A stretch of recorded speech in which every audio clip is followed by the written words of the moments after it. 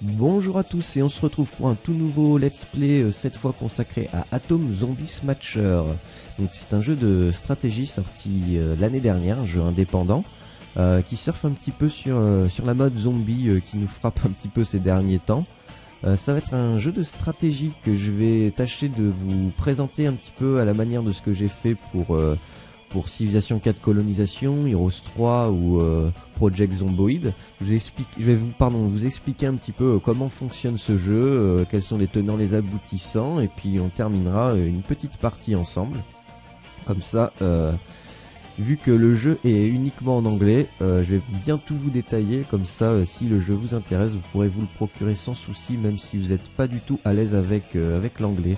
Parce que mine de rien, ça va très vite une fois qu'on a compris les 2-3 mécaniques, il n'y a vraiment aucun souci avec l'anglais. On va tout de suite commencer une nouvelle campagne. Alors premièrement, on peut choisir la limite de points de victoire qui va influer directement sur la durée de la partie en fait.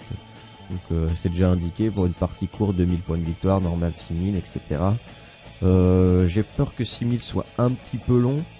Le but étant essentiellement de vous montrer le jeu, on va mettre 4500, ça sera pas mal.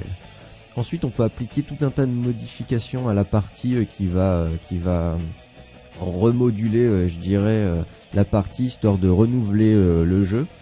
Pour le moment ça n'a que très peu d'intérêt que je vous les passe en détail. On y reviendra en fin de partie, je reviendrai sur ce menu et je vous expliquerai vraiment comment on peut remodeler le jeu. Mais pour le moment ça n'a pas d'intérêt, donc je passe directement et je commence la partie. Il va y avoir une petite intro qui nous met bien dans l'ambiance, Pulp Fiction, toutes ces années-là, années 60. Un petit comics avec des petites blagounettes, je dirais. C'est vraiment très sympa. Bon, au niveau graphique, ça pourra peut-être en choquer quelques-uns, vous allez voir, mais je vais vite vous expliquer en quoi finalement c'est nettement mieux que ça soit ainsi. Donc on arrive, le jeu va se dérouler en tours, chaque tour va correspondre à un mois, on commence au mois de janvier 1961. On a le plateau de jeu, enfin ce que j'appelle le plateau de jeu, avec la ville dans laquelle on évolue, divisé en un nombre de zones aléatoires en fonction de la durée de la partie entre autres, mais découpé d'une façon totalement aléatoire. Nous en général on commence sur le coin est, là on commence dans le coin en jaune, ce sont les territoires que l'on a conquis en général, et chaque mois, chaque tour donc, des zombies vont arriver. Donc là on voit qu'un premier lot de zombies est arrivé sur ce territoire, et donc un petit 1 sur un losange, le losange qui correspond aux zombies. C'est le nombre 1 indique le taux d'infection, je dirais. Il peut aller jusqu'à 4 et plus il sera élevé, plus il y aura de zombies. Donc notre but du jeu, ça va être d'aller secourir les territoires infectés, entre autres, ou les détruire. On verra un petit peu plus tard qu'il y a beaucoup de choix qui vont s'opérer. Donc comme je disais un petit peu plus tôt, au niveau graphique c'est un petit peu succinct, mais c'est largement fait exprès, ce qui permet d'avoir une excellente visibilité du soft.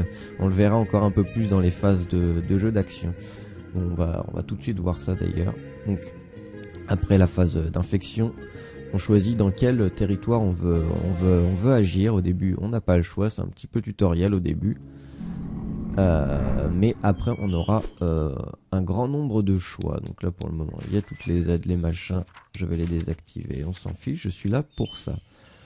Donc au début de la partie, nous avons que l'hélicoptère qui nous permet d'aller récupérer les survivants. Les survivants qui sont représentés par ces cubes jaunes. Alors voilà, encore une fois vous allez me dire les cubes jaunes, les machins, c'est vraiment tout moche, c'est tout pourrite. C'est moche, c'est pourrite, why not, mais c'est très très pratique parce que le jeu ça va vite. Il faut pouvoir en un seul coup d'œil voir un petit peu où ça en est, qu'est-ce qui se passe, etc. Et ces petits cubes jaunes et qui seront violets pour les zombies, pour les infecter, ça va nous simplifier énormément la tâche, il n'y a pas à dire. En début de partie, on aura tout un tas d'éléments à notre disposition. Au tout début, on n'a que l'hélicoptère, donc ça sera l'élément qui sera présent tout au long de la partie.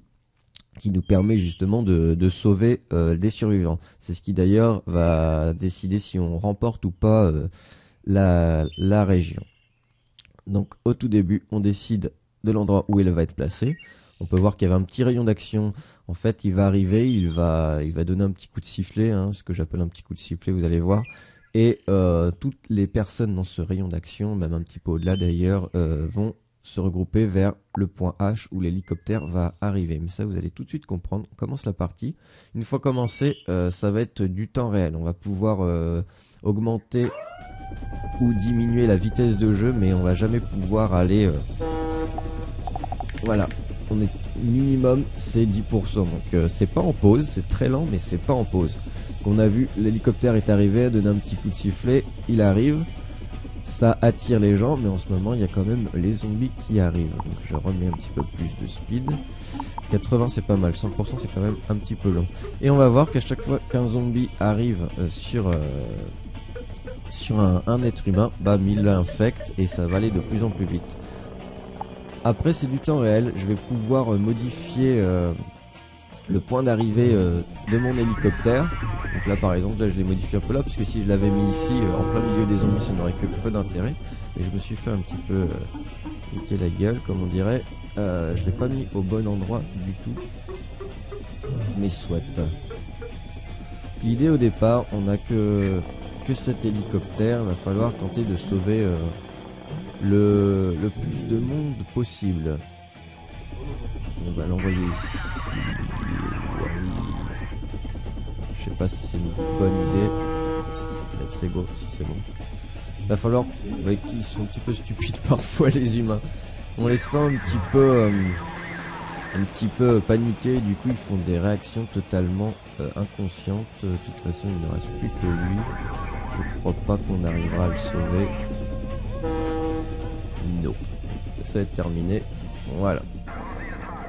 Une fois qu'il n'y a plus de survivants, enfin d'humains, la partie s'arrête. J'avais mon but, c'était de sauver 10 personnes. J'ai réussi à en sauver 45. Chaque personne sauvée va me donner de l'expérience dans mes éléments que j'ai acquis. Bon, pour le moment, j'ai que l'hélicoptère, donc j'ai une 45 points d'expérience. Il va gagner des niveaux, etc., qui va permettre de l'améliorer et de le personnaliser surtout. Il reste 80 infectés. Du coup, ils vont marquer eux 80 points et nous 45 points. Voilà. Ces points-là sont rajoutés sur la piste de victoire. Et donc, nous, on a fait une partie en 4500 points. Donc, le premier de nous deux, entre guillemets, à arriver à 4500 remportera donc la partie. Donc il y a d'autres choses que j'ai pas eu le temps d'expliquer au cours de cette première mission. C'est que il y a du temps. Le temps va se dérouler, ça va dépendre des parties, mais en général c'est quelques minutes que dure une journée. Ensuite va arriver la nuit dans laquelle d'autres zombies vont arriver. Et il va y avoir moyen, si on gère bien, de sauver tous les humains, une grande partie, et surtout d'exterminer tous les zombies présents au cours d'une même journée, sans que la nuit arrive. Auquel cas on va faire entre guillemets un perfect, la nuit n'arrivant pas, d'autres zombies n'arrivent pas, et on reconquit entièrement cette zone, et ce qui nous fait un énorme bonus de points. On y reviendra plus tard, pour le moment ce n'est pas du tout possible. Ensuite, chaque fin de tour, on récupère de nouveaux éléments. Ici, on récupère une escouade de snipers qu'on va pouvoir renommer. Par exemple, uniquement sniper, c'est beaucoup plus simple pour s'y retrouver. Et pour valider, je suis vraiment extrêmement fan de ça. On doit juste apposer notre petite signature. J'ai trouvé ça tout bête, mais vraiment excellent. Ensuite, on remarque... On score un petit peu par rapport au territoire qu'on possède. Nous, chaque territoire jaune qu'on a conquis nous rapporte 20 points. Et chaque territoire zombie leur rapporte des points en fonction du taux d'infection. Quand c'est 1, c'est 10 points, 2, 20, 3, 30 et 4, 40. Et ensuite, le tour est terminé. On est reparti pour un autre tour en procédant toujours de la même manière. Là, étant donné que les zombies ont gagné, mais qu'on a quand même réussi à sauver le minimum, le territoire est entre guillemets neutre, il ne rapporte de points à personne. Ensuite, nous sommes donc au mois de février. Cette fois il y a deux zombies qui apparaissent, deux foyers d'infection voilà, qui apparaissent sur la map, donc on va avoir le choix. Et on voit également qu'à chaque tour de jeu, chaque mois il y a un petit événement. Et là c'est le solstice d'été, ce qui fait que les journées sont beaucoup plus longues, ce qui va nous donner plus de temps pour réussir à neutraliser entièrement la zone infectée. Donc on va aller sur celle-ci, on y va avec notre zeppelin. On voit que les zombies vont arriver ici.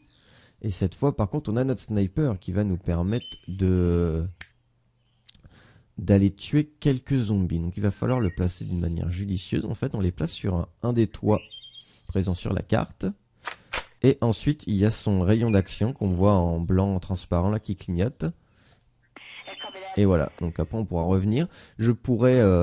évidemment, au cours de la partie, je ne pourrai pas les déplacer de toit, ils resteront ici, mais je pourrais faire en sorte de modifier leur champ d'action, de faire déplacer, faire une rotation autour pour décider quelle est leur ligne de vue.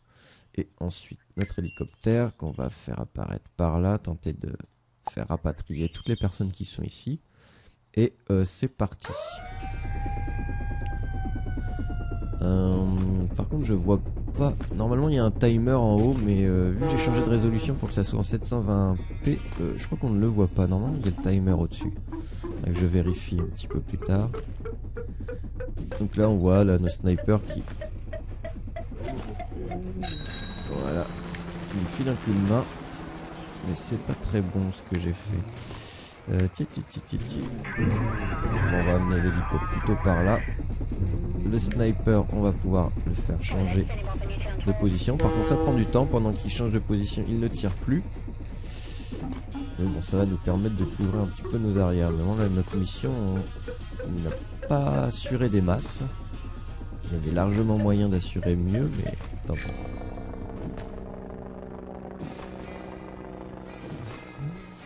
L'hélicoptère, ça serait bien qu'il arrive ici et je vais les couvrir. Comme ça serait pas mal. Et après, il faudrait que je l'emmène ici. Là. Allez. Si tu pouvais te dépêcher, ce serait cool. Hop, il a pris tout le monde. Je peux le forcer à évacuer. On va aller recadrer ici et on va amener l'hélico là. Si vous pouvez couvrir cela, ça serait vachement bien. Fais ton petit sifflet. Allez. Yes. Allez les humains, faites pas trop débiles. Voilà. Allez, on est par là. Désolé, je leur parle, ça sert à rien. Mais je pense que de toute façon, vous avez compris. Hop. Vous avez compris la mécanique pour le moment. Et donc on aura de plus en plus de choix et plus de possibilités pour sauver les petits humains. Mais je vais essayer d'aller sauver celui-là, mais qui va se faire niquer à la nuit. Voilà. Plus d'humains. Je vais en sauver 20, j'en ai 71, donc c'est pas mal. Il restait 54 infectés, donc je fais plus de points, c'est quand même le plus important. Et donc voilà, mon hélico a évacué 71 personnes, donc du coup 71 XP. Mes snipers ont tué 59 zombies, ils gagnent 59 points d'expérience. Voilà. On continue, on score. On gagne des nouveaux mercenaires, voilà les éléments, voilà, ils s'appellent ça des mercenaires, j'avais perdu le terme. Et là ce sont des barricades. Hop. On va pouvoir donc placer sur la map, histoire de forcer un petit peu les zombies à prendre un chemin. On y reviendra au début de la prochaine mission. Et donc il y a différents éléments qui vont être donnés aléatoirement. Là en premier lieu j'ai eu les snipers, mais c'est complètement aléatoire. D'ailleurs pour le deuxième j'aurais pu avoir des snipers. Je ne me souviens vraiment plus exactement du nombre d'éléments disponibles.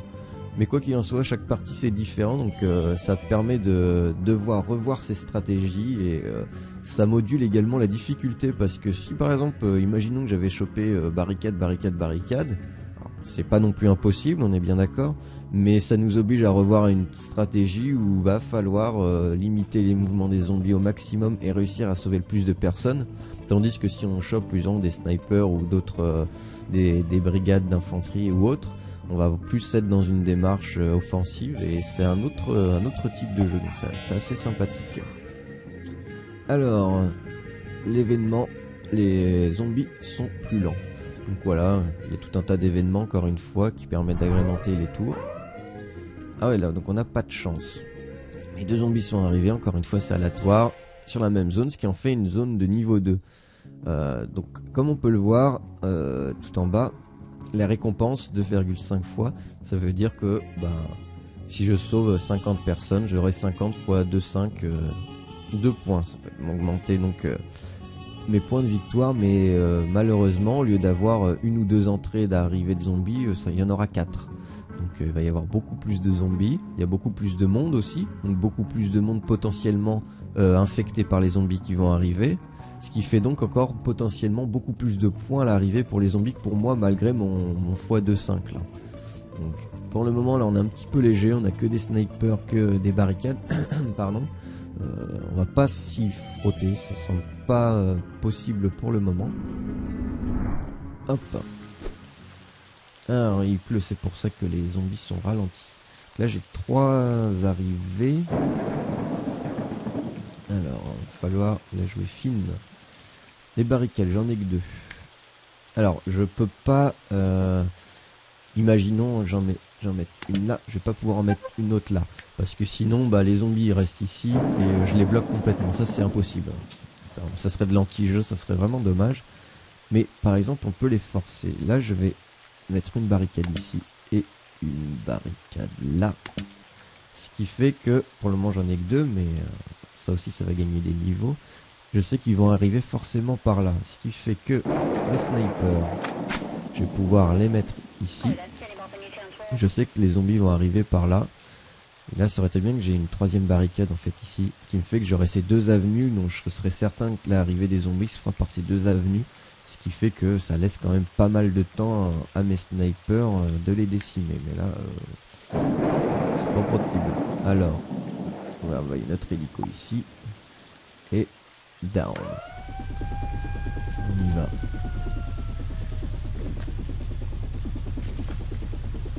L'intérêt avec les barricades, ça va vraiment être ça, de faire en sorte que, surtout si on a les snipers en tout cas, mais de faire passer les zombies dans des chemins un petit peu prédéfinis, histoire qu'ils soient en ligne de mire pour vos unités offensives.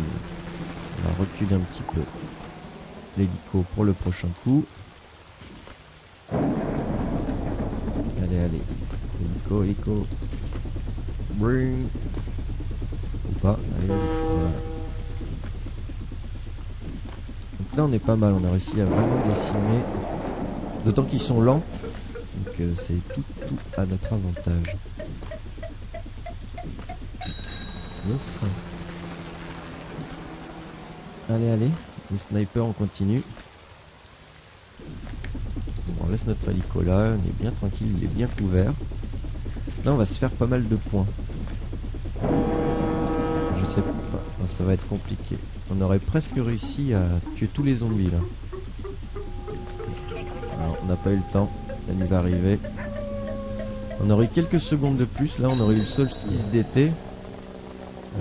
On l'aurait eu easy. Je vais remettre les snipers ici pour qu'ils couvrent au maximum pendant la nuit. Allez, allez. Dépêchez-vous, montez dans l'écho.